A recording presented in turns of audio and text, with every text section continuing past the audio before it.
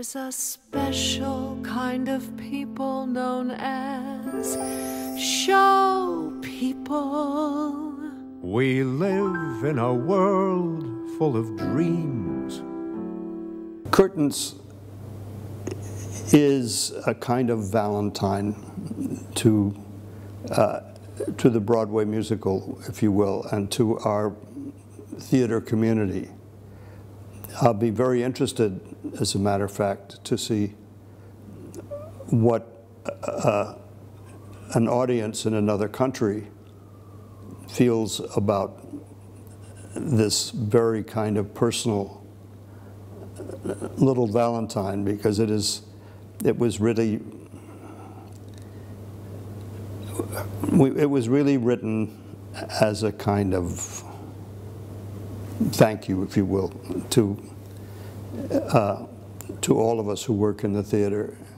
And I'd be curious to see if it means that to this audience as well. The inspiration for the story itself actually goes back a long time into other projects that we were working on, which eventually evolved into this and into what is now Curtains.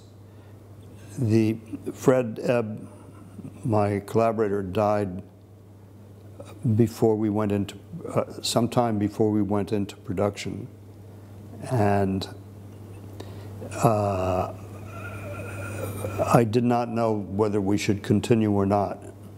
But my friends, one of them was the director and a writer, Rupert Holmes,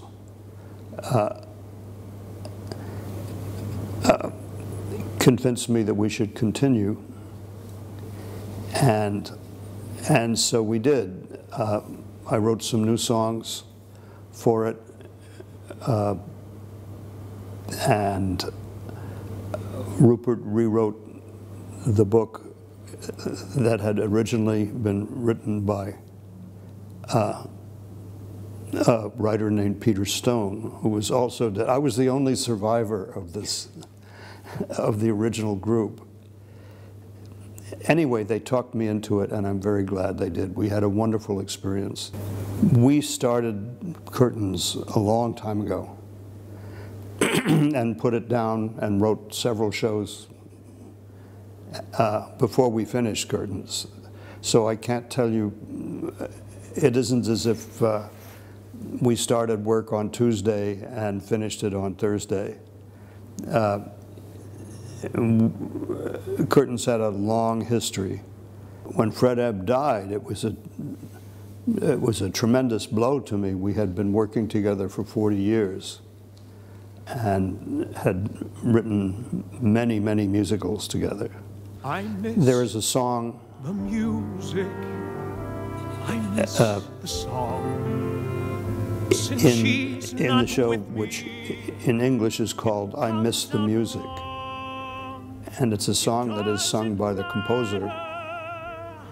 And when I wrote it, I thought I was writing strictly for the character.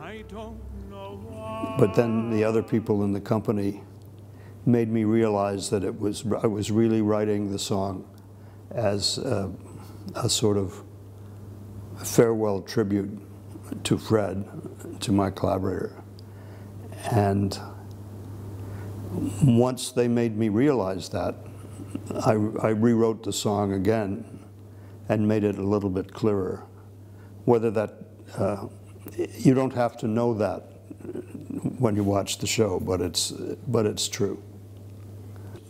The first show that Fred Ebb and I wrote together that was produced was called Flora the Red Menace, and it was produced in 1965, and it was, I guess, the beginning of our career together as collaborators. It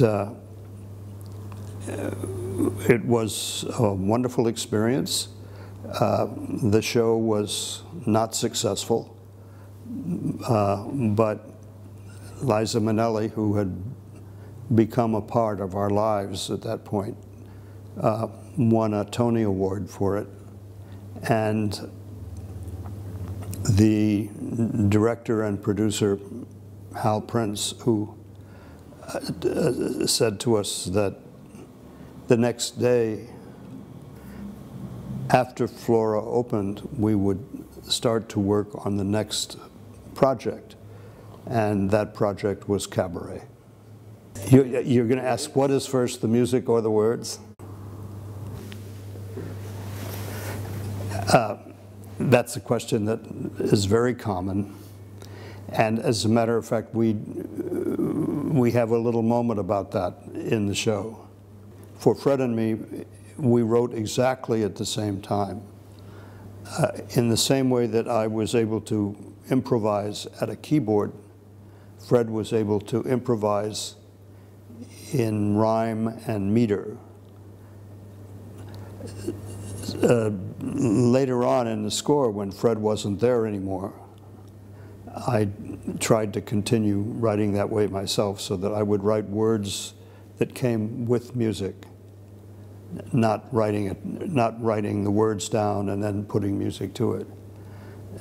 So the songs that are in the show, for which I wrote both words and music, I tried to continue writing the way Fred and I always wrote. I live up in the country for the most part. I have a house in the middle of the woods, 2 hours north of New York. And when I'm actually writing, that's the place that I like to do it most. That wasn't true when Fred was alive, because Fred hated the country. And so it was always a joke between us. He came to visit me in the country once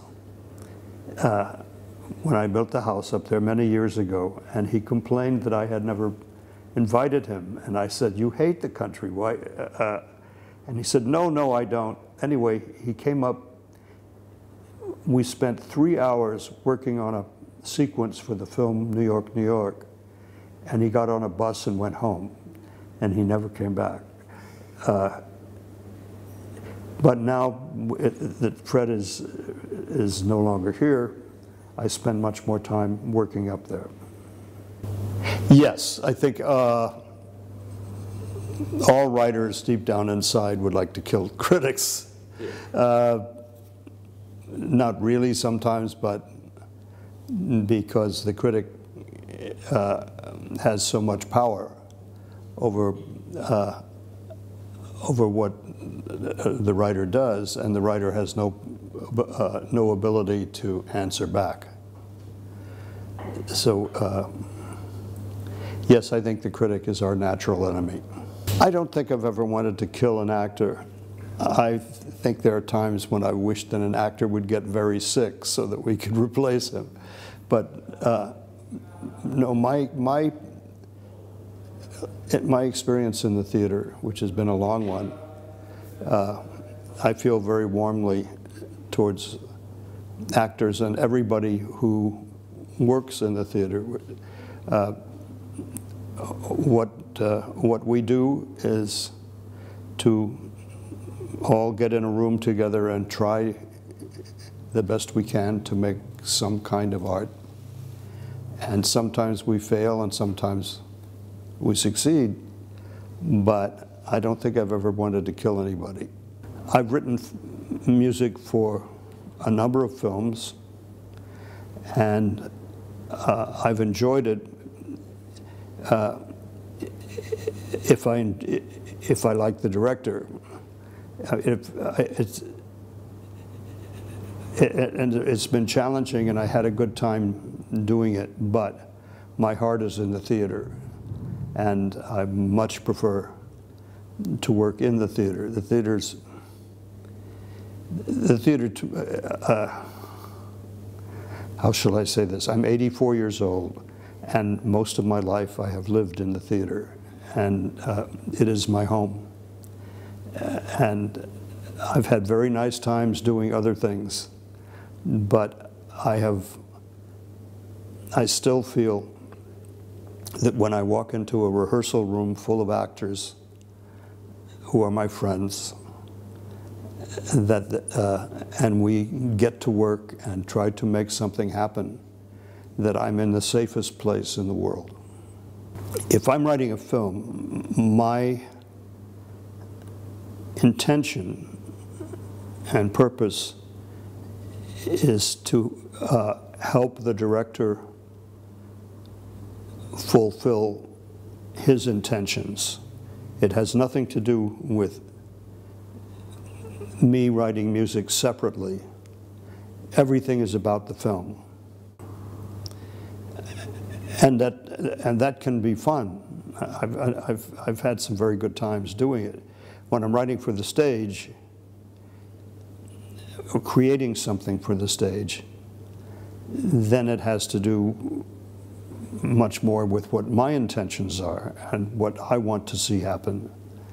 And so I'm working for the whole project. And it's more personal for me. Film is a director's medium. It depends greatly on the talent of the director and his concept. You can't just transfer something on the stage and make a movie of it. Sometimes people try to do that. It doesn't really work. Bob Fosse directed the film of Cabaret. He took what we had on the stage and reinvented it. And the music changed, of course. A lot of everything changes, but hopefully what comes out is the same result. By that I mean what we put on the stage and what came out of the film should mean the same thing.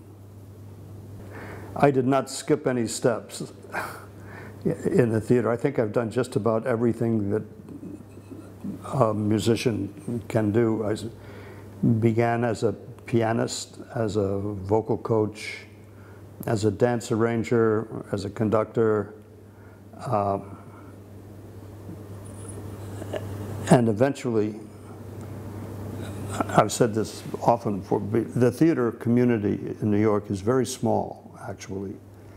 And once you are accepted as somebody who is a professional, not a genius, just professional, and can be counted on, then there is nobody that you can't reach to show your work. Basically, people talk of 6 degrees of separation.